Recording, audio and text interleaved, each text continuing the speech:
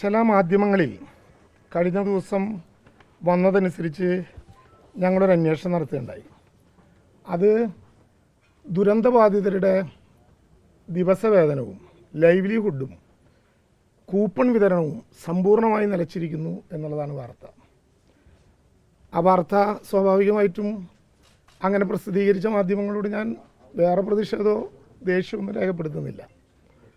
പക്ഷെ ചില യാഥാർത്ഥ്യങ്ങൾ നമ്മൾ മനസ്സിലാക്കേണ്ടതുണ്ട് എന്നുള്ളതുകൊണ്ട് അത് സൂചിപ്പിക്കുകയാണ്. ആദ്യമായിട്ടൊരു കാര്യം പറയട്ടെ, ഏപ്രിൽ മാസത്തിലെ 300 രൂപ വെച്ചുകൊണ്ടുള്ള ദിനബത്ത മാസം 50,000 രൂപ വീതം ഒരു കുടുംബത്തിലെ 2 ആൾക്ക് കിട്ടുന്ന പണം ഇന്ന് വൈകുന്നേരത്തിനുള്ളിൽ മുഴുവൻ ദുരന്തബാധിതരുടെ അക്കൗണ്ടിൽ ഏപ്രിൽ മാസത്തെ കൂടി എത്തും. നാളെ രാവിലെ ആർക്കും ബാങ്കിൽ പോയി അത് വിഡ്രോ ചെയ്യാനുള്ള സൗകര്യവും സംവിധാനവും ഉണ്ടായിരിക്കും. ഏപ്രിൽ മാസത്തെ ദിനബത്ത 18-ാം തീയതി വരെ വൈകി എന്നുള്ളതൊരു ചോദ്യചിഹ്നമാണ്. ഞാൻ നേരത്തെ ആലോചിച്ചു, പല മാധ്യമ സുഹൃത്തുക്കളുടെയും അക്കൗണ്ടിൽ ആ മാസത്തെ ശമ്പളം വരുന്നതിന് മുമ്പ് ഈ മാസത്തെ ദിനബത്ത കൂടി എത്തിച്ചേർന്നിട്ടുണ്ട്. ഈ മാസത്തെ എത്തിച്ചേരാൻ 18 ദിവസം വൈകിയത് എന്തുകൊണ്ടാണെന്ന ചോദ്യം സർക്കാരിനെതിരെയാണ് തിരിക്കുന്നത്. അതിലും വിരോധമില്ല. പക്ഷേ 18/1/2026 സർക്കാരിൻ്റെ ദുരന്ത നിവാരണ വകുപ്പിൻ്റെ 41/2026 ഉത്തരവ് പ്രകാരം ജൂൺ മാസം വരെ ദിനബത്ത എല്ലാവർക്കും കൊടുക്കാനുള്ള ഉത്തരവ് 18/1/2026 തന്നെ ഗവൺമെൻറ് ഇറക്കിയിട്ടുണ്ട്.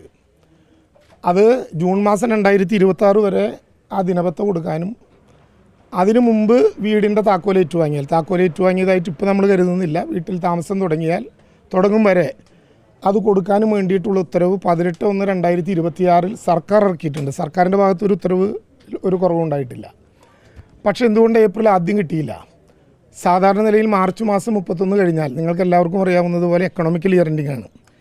എക്കണോമിക്കൽ ഇയർ എൻഡിങ്ങിന് മുമ്പ് TSP അക്കൗണ്ടിലേക്ക് മാറ്റിയില്ലെങ്കിൽ അതേ അക്കൗണ്ടിൽ തന്നെ കിടന്നാൽ ഓട്ടോമാറ്റിക്കായി ഇന്ത്യയിലെ ഏത് സംസ്ഥാനത്തും ഇന്ത്യ ഗവൺമെൻറ്റും അത് തിരിച്ച് ഫിനാൻസ് വകുപ്പിലേക്ക് പോകും.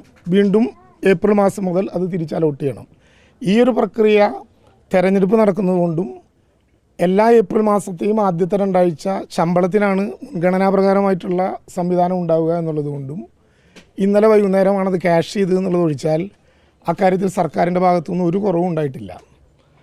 പറയാൻ മറന്നുപോയൊരു കാര്യം, 20 മാസവും ഒരു മാസം പോലും തെറ്റാതെ വാടകയും ദിനബത്തയും കൂപ്പണും ഈ ഗവൺമെൻറ് കൊടുത്തിട്ടുണ്ട്. ഇന്ത്യയിൽ മറ്റൊരിടത്തും ഒരു ദുരന്തം ഉണ്ടായി 21 മാസം ഈ മാസമടക്കം മുറ തെറ്റാതെ അത് കൊടുക്കുന്നത് ഒരു പക്ഷേ ഇവിടെ ഉണ്ടായി ചൂരൽമല ദുരന്തത്തിൽ മാത്രമായിരിക്കും. കേരളത്തിലും മുമ്പ് അത്തരം ഒരു അനുഭവം ഉണ്ടായിട്ടില്ല. STRFൽ നിന്ന് സാധാരണ അത് അനുവദിക്കാൻ പറ്റുക 3 മാസക്കാലത്തേക്കാണ്. സർക്കാർ സെൻട്രൽ ഗവൺമെൻറ്റിൻ്റെ നോംസ് അനുസരിച്ച് കൂടിയാൽ 3 മാസം കൂടി കൂട്ടി കൊടുക്കാം, 6 മാസം. പക്ഷേ 21 മാസക്കാലമായിട്ടും അത് കൊടുക്കുന്നുണ്ടെന്ന് മാത്രമല്ല, ജൂൺ മാസം വരെയുള്ള ഉത്തരവുള്ളത് കൊണ്ട് മറ്റൊന്നും ഭയക്കേണ്ടതില്ല. രണ്ടാമത്തെ പ്രശ്നം, ഏപ്രിൽ മാസത്തെയും മെയ് മാസത്തെയും ഫുഡ് കൂപ്പൺ കൊടുത്തിട്ടില്ല എന്നുള്ളതാണ്. ആ ഫുഡ് കൂപ്പണിൻ്റെ മാതൃകയാണിത്. മാർച്ച് മാസത്തിൽ കോഡ് ഓഫ് കോണ്ടാക്റ്റ് വരുന്നതിന് മുമ്പ് തന്നെ മാർച്ച് മാസത്തിലെയും ഏപ്രിൽ മാസത്തിലെയും മെയ് മാസത്തിലെയും കൂപ്പൺ അടിച്ച് കഴിഞ്ഞ ദിവസം പോലും സപ്ലൈക്കോക്ക് 25 ലക്ഷം രൂപ ചെലവുകൾക്ക് വിതരണം ചെയ്ത് സർക്കാർ അക്കാര്യത്തിൽ കൃത്യത വരുത്തിയിട്ടുണ്ട്.